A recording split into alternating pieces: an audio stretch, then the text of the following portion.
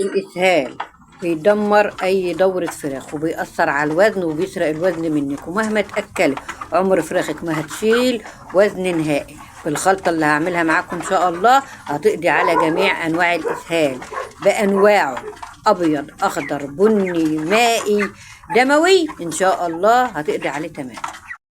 السلام عليكم ورحمة الله وبركاته. ازيكم يا حبايبي، عاملين ايه؟ يا رب دايما تكونوا بخير وبأحسن حال يا رب. قبل ما نبدأ الفيديو اذكروا الله وصلوا على الرسول. اللهم صل وسلم وبارك عليك يا حبيبي يا رسول الله. ما شاء الله ما شاء الله، وصلنا لليوم 29، يعني وصلنا للأيام اللي ربنا يكرمنا فيها إن شاء الله والوزن يطلع معانا. أول ما الفراخ توصل أول يوم في الأسبوع الخامس المفروض تزيد معاكي جدا والوزن يطلع معاكي جدا. الفراخ يا جماعة تحويلها الأيام دي حلوة قوي، يعني أنا عايزة أقول لك خلال ال5 أيام دول ممكن الفرخ يزيد له كيلو رايق. 5-6 أيام اللي جايين على ما يوصلوا 35 يوم الفرخ ممكن يوصل له كيلو رايق، يعني الفرخ لو 2 كيلو النهاردة هيبقى 3 كيلو. طيب أول مشكلة بقى بتدمر الفراخ وبتأثر على الوزن إيه؟ الإسهال. في إسهال عند الفراخ مفيش وزن، في إسهال عند الفراخ مفيش تحويل، في استهلاك علف وفي تهدير في العلف ومفيش وزن عند الفراخ نهائي، لأن الفراخ ما بتستفادش من اللي أكلته. عندنا الإسهال يا جماعة أنواع كتير قوي قوي، إسهال أبيض، إسهال بني، إسهال أخضر، إسهال دموي أعزكم الله، ودي الكوكسيديا المتأخرة. طبعا الإسهال الأبيض والأخضر ده حاجة من الاتنين، يا إما برد وصل الفراخ يا إما بكتيريا معوية. البرد طبعا انتوا عارفين من تيار الهواء المباشر. البكتيريا المعوية بتبقى من الفرشة، إن الفراخ أنت بتربى على أرضيات والأرضيات مش نظيفة، على أرض يعني مش أرضيات بلاستيك، والأرضيات ما بتبقاش نظيفة أو أنت مش مطهراها أو سايبة فيه رطوبة تحت منهم. بيحصل عند الفراخ بتتنقل لهم بكتيريا معوية ببطنهم بتعمل لهم إسهال أخضر. عندنا الإسهال البني برضو نوع من أنواع الإسهال. برضو في إسهال بيبقى لون الطحينة، دي اللي بتبقى كوليستريديا، تحس إن الإسهال لون الطحينة كده ومية، ده كتمة، ده قلة تهوية. شوف أنا بكلمك على البرد وبقولك الهواء المباشر على الفراخ، وفي نفس الوقت بكلمك وبقولك الكتمة بتعمل إسهال. الهواء يوصل للفراخ عن طريق غير مباشر، ما يبقاش قبلهم، ما تحطيش الحاجة قبلهم طص كده الهواء يسفخ فيهم والفراخ تتعب منك وهتلاقيها تتشم وتعطس ويجيلها برد ويجيلها كل حاجة. يبقى ما تكتميش وما تهويش هواء غير مباشر، وتنضف الأرضية علشان ما تعملش عندهم بكتيريا معوية من الرطوبة اللي في الفرشة، وكمان بيتنقل لهم امراض وحشه قوي قوي من الفرشه. الحمد لله اللي بيربي على الارضات بلاستيك بيبقى يتفادى الموضوع ده، او اللي بيربي في بطاريات بيتفادى الموضوع. بتربي انت على الارض فدايما اي حته فيها رطوبه او مبلوله نضفيها ورش شويه جير علشان خاطر الفراخ تبقى قاعده يعني في مكان ما فيهوش رطوبه ولا فيه امونيا عاليه. اللهم صل وسلم وبارك عليك يا حبيبي يا رسول الله. اعمل لك خلطه حلوه قوي قوي النهارده بجد، هتظبط الوزن معاكي وهترفع الوزن وهتمنع اي نوع من انواع الاسهالات. الاسهال طالما انت محافظه على فراخك من اول اسبوع عمرك ما هتوصلي ان شاء الله للكوكسيديا او الاسهال الدموي. يا جماعه برضو بأكد على الاسهال الدموي ده، يعتبر اخطر حاجه ممكن تيجي للفراخ. ديت نتيجة ان انت سبتي المراحل اللي اتطورت عند الفراخ وجالهم اسهال لما وصلنا للكوكسيديا، فكده انت لازم تروحي للبيطر بسرعة. اول ما تشوفي اللون الاحمر ده انذار، تجري على البيطر بسرعة تجيبي ادوية تحطها لهم 3 ايام ورا بعض عشان تجيب نتيجة حلوة، وفي نفس الوقت تنضفي الفرشة وتنضفي الرطوبة وتخلي المكان جاف تمام كده علشان تعدي بدورتك بسلام وربنا يكرمك منها ويرضيك. يلا حطي لي لايك كده بايدك الحلوه وتعالى نحضر خلطتنا البسيطه الاقتصاديه الموفره اللي هتغنيكي عن كل الكلام اللي انا قلته لك ده في الاول. نقول بسم الله الرحمن الرحيم ونحضر الخلطه. معانا 1.5 كيلو علف نامي.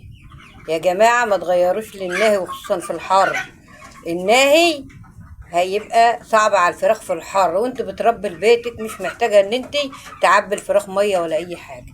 كملي الدوره بننامي من عمر ما ساعة ما تغيري اول ما يوصلوا نص كيلو تكمليه للاخر ان شاء الله هتبقى حلوه معاكي، ونسبه السموم اللي فيها قليله ومش هتزعل الفراخ.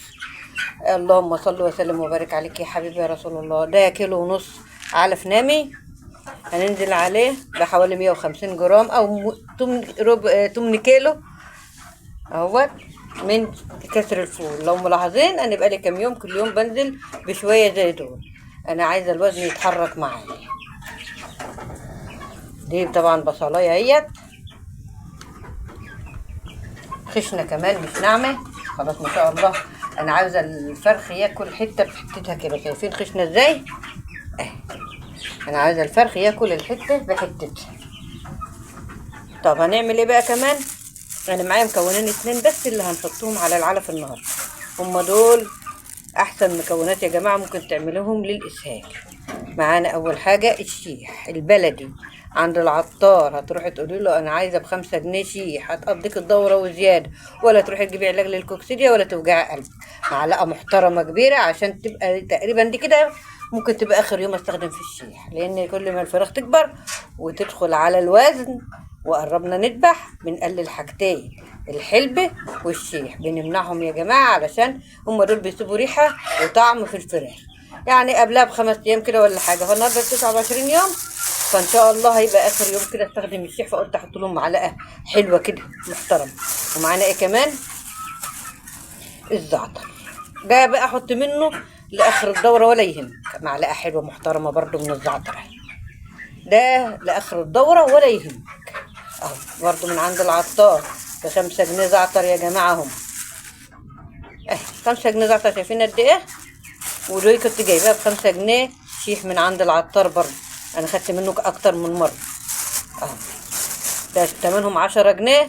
شوف انت هتوفر على نفسك ايه وايه وايه، هتوفر على نفسك كتير قوي قوي قوي، في خصوصا في علاج الاسهالات بتبقى غالية وكمان مش مضمونة. والله دي احلى حاجة مضمونة تحطها للفراخ بتاعتك عشان الاسهال. ممكن اغليهم ممكن تاخدي الاتنين دول مع بعض على نص رتل مية ويا دوبك يبتدوا يغلوا غلوة بسيطة كده اكنك هتعملي شاي، وتغطي عليهم وتسيبهم لما يبردوا وتاخدي منهم وتحطي لهم في السقاية. برضه هتنضف امعاء الفراخ من الديدان ومن اي بكتيريا معوية، وهتمنع اي اسهالات عند الفراخ، وبالتالي الفرخ هياكل هيكبر وهيشيل وزن معاك بسرعة. احنا عاوزين الفرخ يجيب معانا وزن بسرعة، وطول ما الفرخ عنده اسهال والله ما انت شايفة وزن ابدا. اخلطي بقى الخلطة الحلوة دي كلها مع بعض اهي، اخلطيها كويس اهو عشان الناعم اللي هو كسر الفول يلزق في العلف، يلزق مع الشيح مع الزعتر كله كده مع بعض. والله اقسم بالله المكونين الاتنين ده هم مع بعض بيقضوا على جميع انواع الاسهالات، الابيض والاخضر والبني والدم وبيرفعوا الوزن. ما شاء الله الخلطة يعني بجد سهلة وبسيطة ومفيدة جدا.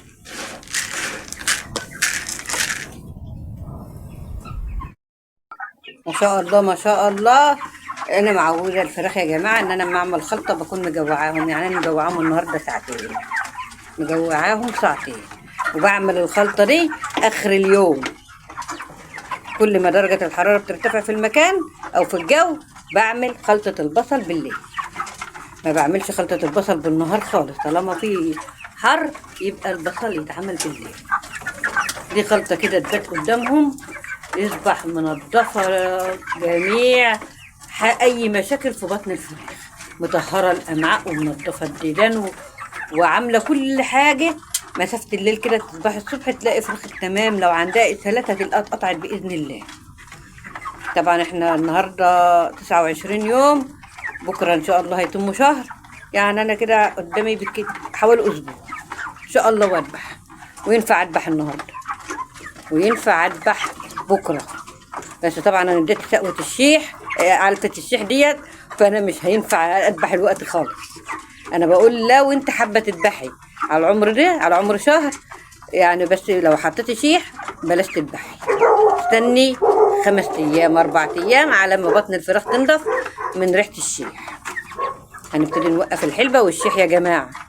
وصلنا لعمر شهر هنبتدي نوقف الحلبة والشيح علشان نذبح ناكل فرخة كده نضيفة طعمها حلو ما فيهاش اي ريحة خالص.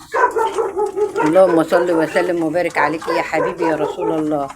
شايفين بساطة الخلطة؟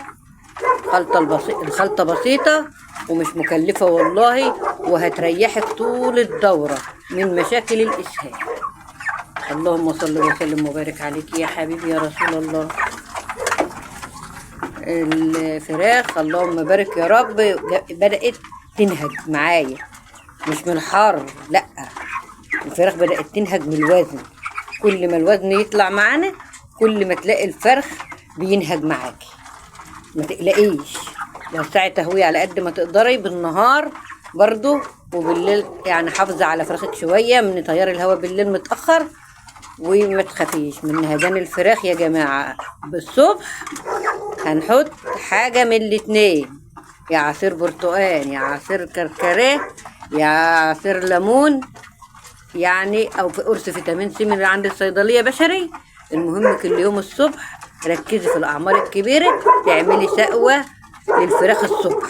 السقوة دي تتعمل الصبح، أول ما تيجي تحط مية للفراخ الصبح تعملي لهم السقوة دي علشان الاحتباس الحراري والنهجان عند الفراخ. كل الفراخ ما بتكبر كل ما بتنهج أكتر، ودرجة الحرارة كل مدى بترتفع. فعلشان تعدي مرحلة الموت المفاجئ عند فراخك اعملي السقوة اللي بقولك عليها دي. والله لو عملت حبة نعناع أو ليمون بنعناع أو ليمون من غير نعناع، يعني أنا في حاجات كتير قوي تحطها للسقاية ترتب على قلب الفراخ كده وتخليهم منتعشين طول النهار وما يحصلش عندهم اجهاد حراري.